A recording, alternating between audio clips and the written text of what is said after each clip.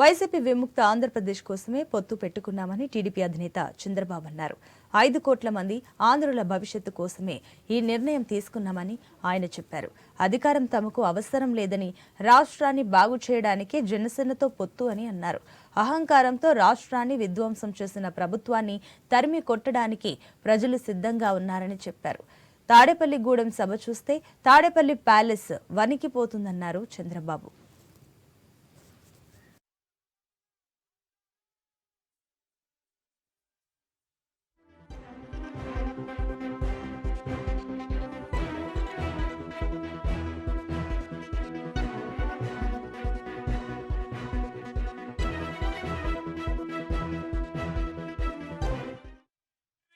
బతికించడానికి మేము చేతులు కలిపాం. దెబ్బతిన్న రైతాంగం కోసం, మీ బిడ్డల ఉద్యోగాల కోసం కలిసి బరిలో దిగాం.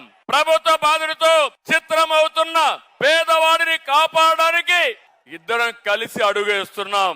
మా పొత్తు వైసీపీ విముక్త ఆంధ్రప్రదేశ్ కోసం, తెలుగువాడి ఆత్మ గౌరవాన్ని కాపాడడం కోసం నేను అడుగుతున్నా. తెలుగు వారికి రోషం ఉందా తమ్ముళ్ళు అని అడుగుతున్నా.